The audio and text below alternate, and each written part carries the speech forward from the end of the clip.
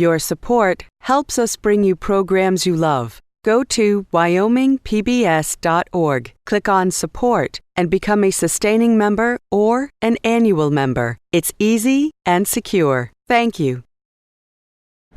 Relationships and communication between the state of Wyoming are facilitated by two tribal liaisons.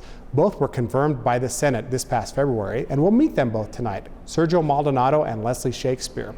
Also, we'll discuss challenges, issues, and priorities of tribal relations with the state of Wyoming with members of the Select Committee on Tribal Relations.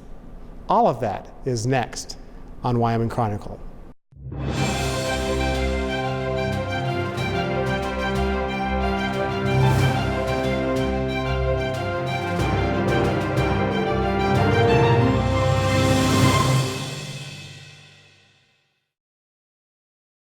It's our pleasure to be joined on Wyoming Chronicle by the two tribal liaisons, Leslie Shakespeare and Sergio Maldonado. Thank you both for joining us today. We have a lot of issues to cover relative to your relationship with the state of Wyoming, your relationship and desire to work on issues that are so very important to the both tribes on the Wind River Indian Reservation here in central Wyoming. First of all, the legislature in the past has struggled with how your liaison position should be structured. And now they've come to where you are today. Leslie, let me start with you.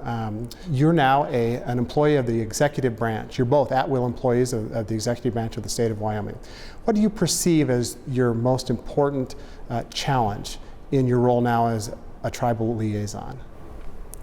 So my most important challenge is disseminating information, making sure that what the tribe issues that are important to the tribe is communicated to the governor's office, and issues that the governor feels important, communicating that to the tribal council. A lot of times, both are very busy, both have a full plate on their schedules.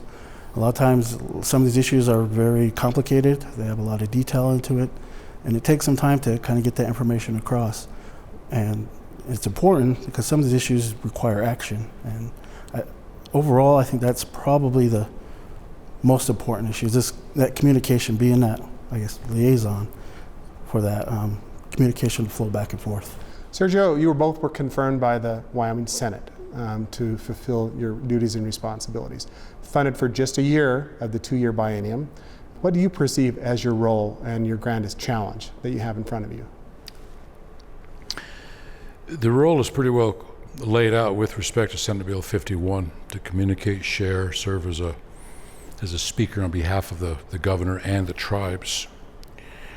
But when you start to look at the importance of every issue is important for the tribe and the state. I find myself looking at the big picture, and this is the big picture. The state of Wyoming must fully acknowledge to a greater level the sovereignty of our two tribes, and how we as citizens of Wyoming and also the state can facilitate the goals of the state also if there were more economic, social, political cohesiveness in place. That's what I see. Do you believe the state, Sergio, has not recognized fully the sovereignty? I believe the state has recognized it, but it hasn't done anything with respect to action. There are programs in place. There's no question about it. Our Tribal Relations Committee is one. The roles that both Leslie and I play is another one. But by and large, when you look at the citizens, and you even made mention yourself, Wyoming doesn't know who we are. Leslie made mention earlier that we've been here prior to 1890, and yet Wyoming does not know who we are. And we have a wonderful opportunity coming up with respect to education for all students as citizens of Wyoming to know who we are. That is what I'm talking about. At another level, our two tribal governments have every right to exercise their sovereignty, and at times, even if it goes against the grain, with the state. Case in point, the Bighorn water adjudication scenario. There are still ruffled feathers over that.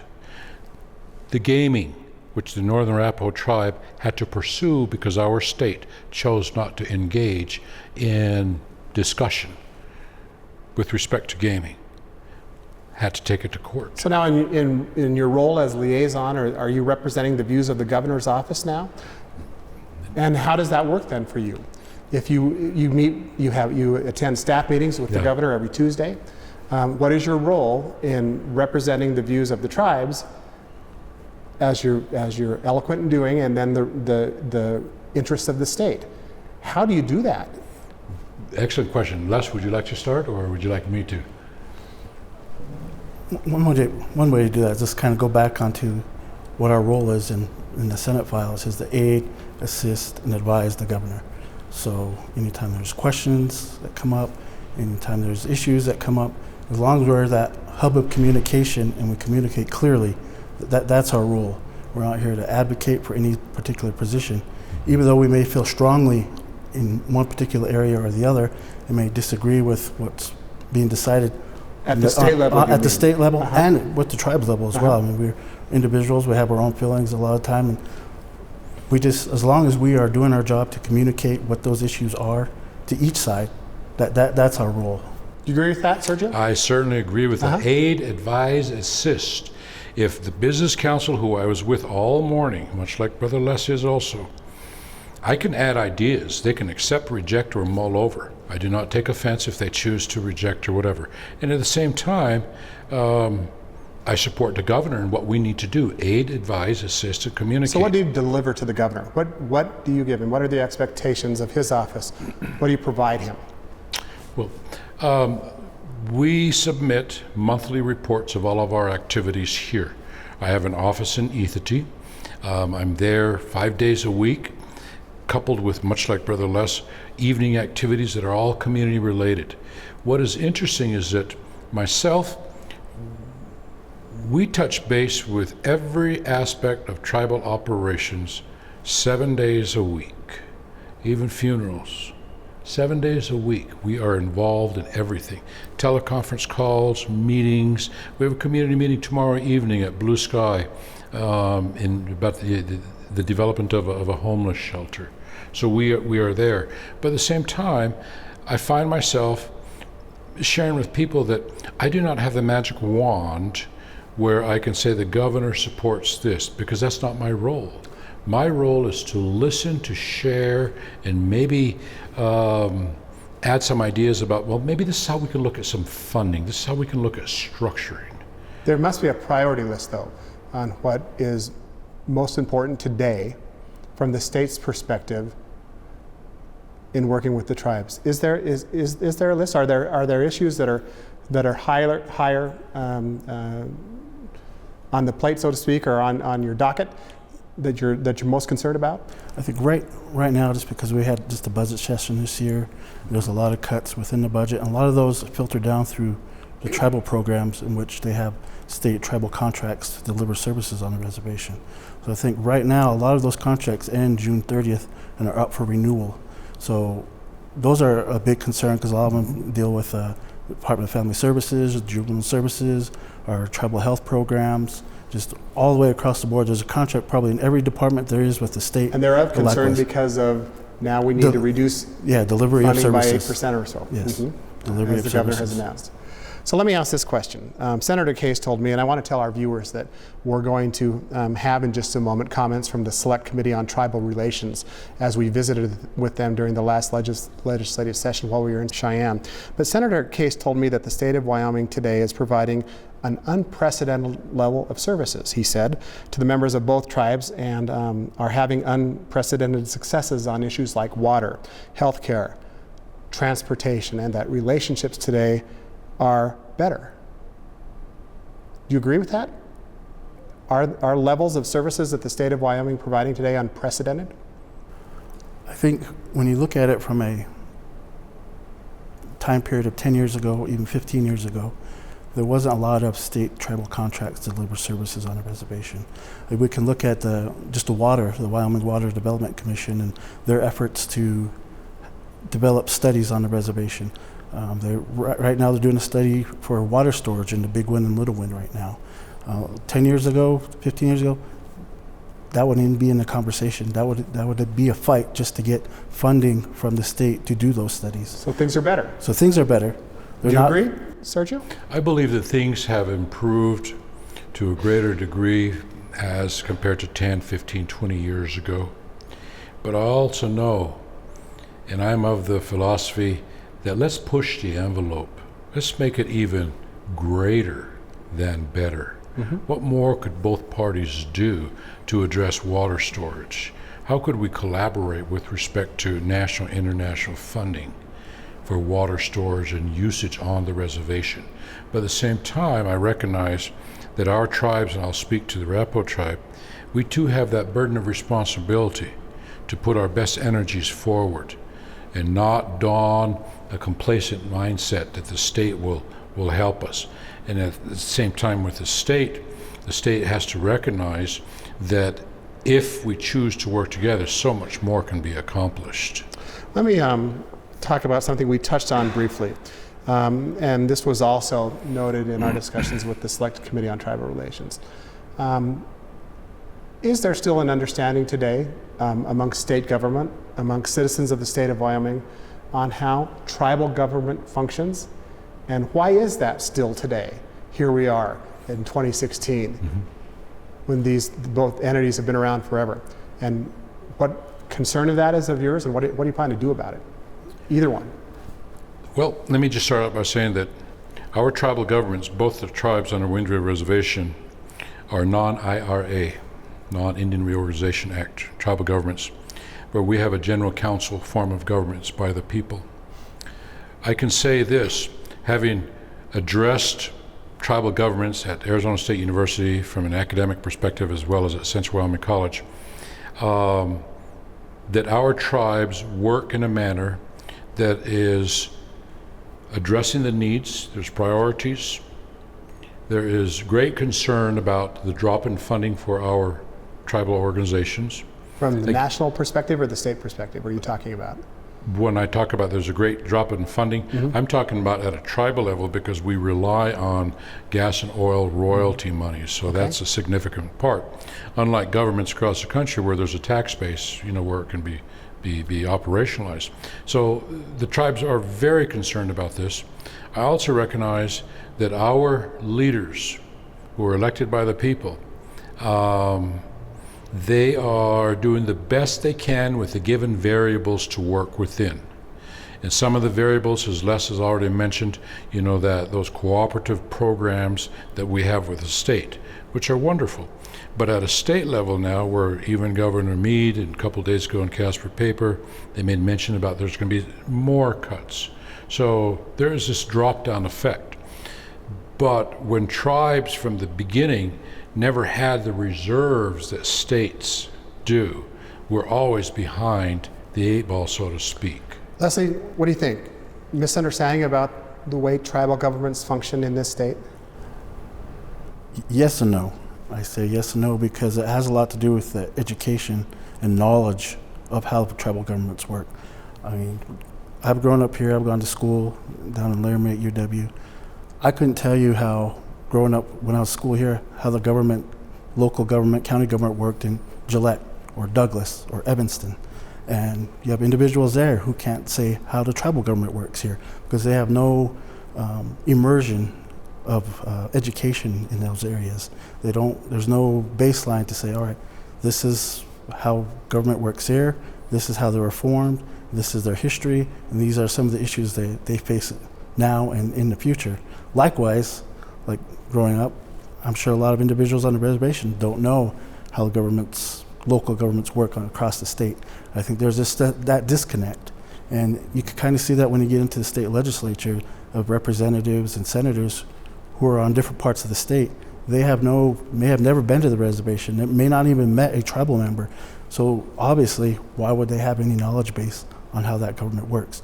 Whereas conversely, there are individuals who have taken the time to learn, who have visited, who have friends, who have a knowledge base in that. So that's why I say there's yes and no, because there's that different varying levels of knowledge and education. Each of you, if you were to, let's go back to that priority list and put yourselves in your shoes 5 years from now, 8 years from now, what is the biggest opportunity the state of Wyoming has today to make a difference in the Wind River Indian Reservation tribes that you're going to be most proud of when you look at this a few years from now? I'll go ahead and start out by saying we need to educate every citizen of Wyoming about who we are, K-12, and there's a good start. That is significant. Okay. Now, everybody knows who we all are. The notion of being marginalized on a tract of land called a reservation, that's a historical political piece. But nonetheless, this is our piece of the land within the state of Wyoming. The second piece is we are at a time when you look at the big picture with respect to the earth, we need to all work together with respect to the preservation of water, air, the land. I think that's going to be critical, because without clean water, clean air, nobody survives. Leslie, what are you going to look back on saying, you know what, we made a difference in? I think number one, of course, is education, because you have that baseline of education across the state, then you have that baseline of knowledge for all the future generations. That way we don't have to keep looking back and saying, how come we're not at this point? How come we didn't address this point? How come we don't have an understanding of government, tribal governments, like you mentioned earlier? That's number one. I think two, healthcare. There's a lot of issues with healthcare and the health disparities that happen on the reservation. And I know that last year the governor approved the 1115 waiver through a letter, and that passed the legislature, and that's going to be coming into effect here July 1. So I know that's a big issue, and it's going to be important for tribal members on the reservation. I think third is in law enforcement. I think I know that we don't operate in a vacuum here. You know, there's a lot of drug activities that don't have boundaries. I know just last year at the consent of the governor, we worked on an area what he deems the Wyoming way, in which when he was a U.S. attorney, did a lot of collaboration through interagencies to have that big drug bust that happened here on the reservation 10 years ago. And through those efforts, they want to continue that through the Department of Criminal Investigations, in which they fund a position with the tribe for a drug task force officer. And that's something we did last year with the Shoshone tribe. So we have an individual hired by the Shoshone tribe that's in coordination with the Department of Criminal Investigation for their Northwest Drug Task Force team to address some of those areas and to investigate the drug trafficking that happens on the reservation. I want to continue this discussion. Right now, for our viewers in our broadcast portion of this program, we're going to visit with members of the Select Committee on Tribal Relations, an interview that we conducted during our Capital Outlook program, so the legislature was in session. For the rest of this interview, go to the web at wyomingpbs.org. We'll have that available. We have issues to talk about graduation rates, the pending EPA decision, and much other to discuss with the two members of the two tribal liaisons, Sergio Maldonado and Leslie Shakespeare. For this portion, thank you very much for joining us. You bet. I hope. To each of you, how do you perceive that the relationship is today between the tribes and the state of Wyoming? And are things the same, worse, or getting better? Senator Case, go ahead. Well, things are clearly getting better, and you know, actually it's a very strong and robust relationship at most levels. It truly is. It is amazing how well things work to a very large extent. Of course, everybody hears about the issues of a lawsuit or this and that, but for the most part, it works really well. The state of Wyoming is providing an unprecedented level of services on the Wind River Indian Reservation. The tribes are participating in state funding of infrastructure and water to a level that's never been accomplished before. So I just feel that we've had real breakthroughs in people-to-people and agency-to-agency conversations that we've never had before. And that's in spite of all of the things that people like to point to, which actually don't matter that much on a people-to-people basis. So a lot of this negative press really is trumped by a lot of the good work and the good communication that's happening in your relatively new representative. What do you think? You know, I have to echo everything the good senator said. I agree totally. My 10 years in the legislature, I've been on the Ag Committee, Transportation Committee, and infrastructure. I'm also on Select Water, but we've done some great programs on Select Water on the reservation up there, some irrigation projects, lining new canals, a fish screen on the Little Wind River, and on transportation. I know we've worked with the tribes on the building of the new casino or motel up there north of Lander. Highway Department has done some good things up there with that. So I think it is getting better my first year, but being a newbie on the committee, I think I have a huge learning curve, but I've got some great people here who are going to guide me and help me along. So I think it is getting better, and I hope it does just take off from here. Representative Blake talked about irrigation work, and off camera we talked about some of the that's maybe some of the greatest work that's happened. Representative Allen, how is that relationship in your view between the state of Wyoming and the tribes? Very good and improving, like the rest of us have testified. Here's the way I view it is there are individuals on the reservation, there's two tribes, there's people that are in advocacy groups, and but what I do, my philosophy is to go meet with the tribal government. And so I do that fairly often. I've been in both business council chambers of each of the tribes on a government-to-government basis, and I think I can get more done in less time doing that and more productive work than I can with the advocacy groups, which are also good, not to say they're not, but I don't have to go through so many layers to get to the real issues. And so, but anyway, as the other representatives and the senator has mentioned, the people on the reservation are also citizens of the state. And so we have an obligation to provide services to the citizens of the state. The difference is that there's this different jurisdictional sort of challenge. And so the state does provide services through agencies, MOUs, and contracts. And so that's where the real, the sort of the boring stuff happens that it's not that exciting, but it's vitally important that we know that the people are receiving those services and that they know that we're providing those services, and it's not all that really exciting stuff like some of the lawsuit stuff maybe, but it is the daily routine necessary and important work. And so I feel we've done a good job. And one last thing I would say is that the Select Tribal Relations Committee is different than other committees because we look at everything from health issues to transportation to water, and we have a wide range, whereas our standing committees, for example, are much more narrowly focused, and we sort of specialize in certain areas, but not with this committee. So we, like Senator or Representative Blake said, we have a real high view, and that's really helpful because we can make sure that all the different programs and agencies are sort of working in concert so that the people get the services that they should and the representation that they should. No question, relations improving from your perspective, Representative Larsen? I really do believe they are. I've served on this select committee since I've been in the legislature, and I think the thing that I enjoy the most is the ability, or I shouldn't say that's probably not the correct word to use, but to be able to have some very frank discussions with the leaders of the tribal government, and without worrying about am I offending them, or them worrying about are they offending me. I think that we've evolved to that, to where we can have some frank discussions with the end goal being in sight. What can we do to help the reservation and the people on the reservation. I think that we have really knocked down some barriers over the last 2 or 3 years between the departments administered by the state and those services being provided on the reservation.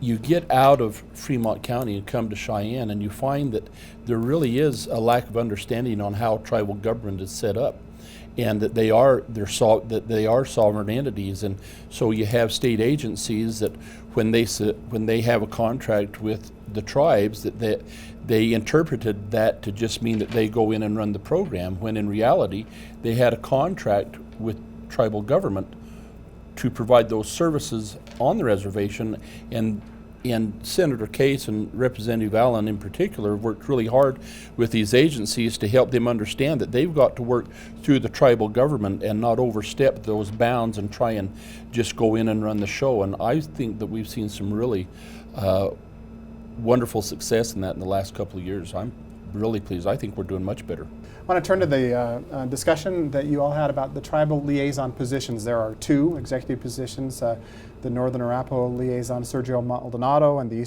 Eastern Shoshone liaison, Leslie Shakespeare.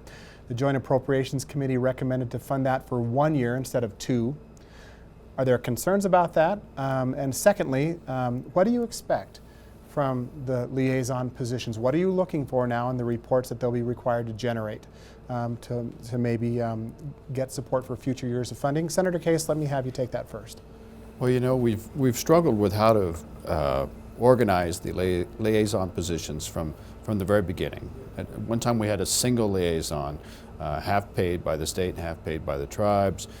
That evolved into 2 liaisons, and then we got it to quibbling a couple of years ago about how the liaisons would recover expenses, how much time they're spending, whether they're too much one place or another. And there were some negative feelings generated out of those discussions.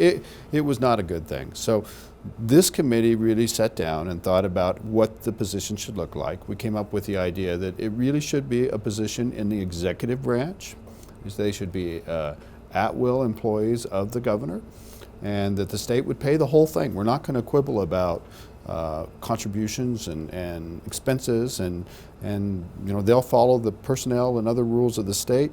And also, we elevated the positions by requiring Senate confirmation, and you just saw that process the other day with members of this committee, especially on the Senate side, interviewed the candidates. Actually, the whole committee interviewed the candidates, and the Senate members were able to recommend to the Senate that they be approved. And they were confirmed? Absolutely. Mm-hmm. And the whole thing was an extremely positive experience, which I think, you know, the new arrangement sheds the proper degree of illumination on the importance of the positions and the stature. And having it in the governor's office also solves a lot of these organizational problems. We are excited, encouraged. We love these 2 candidates and these 2 liaisons. We work differently than any other committee because we usually let the liaisons actually kind of sit at our table and participate in our discussions. It's part of our goodwill all the way around approach. Concern at all that it was funded for 1 year instead of 2? We're going to show them they'll be rushing to put funding in. This is going to be a good thing. Representative Blake, what do you hope to hear from the liaisons? Well, I personally was disappointed that JAC took that funding away. I spoke to try to get it back in. You know, I think we told them we would fund it for the full time, and then they came back and said we didn't.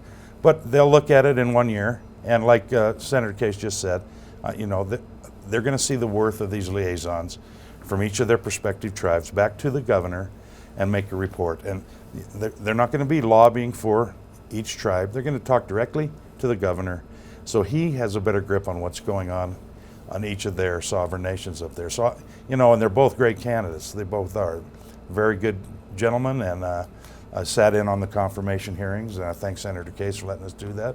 We got to question them all, and so I think the funding will be put back in after this 1 year. They'll just have to report to JAC, and you know, I'll definitely support continuing this program.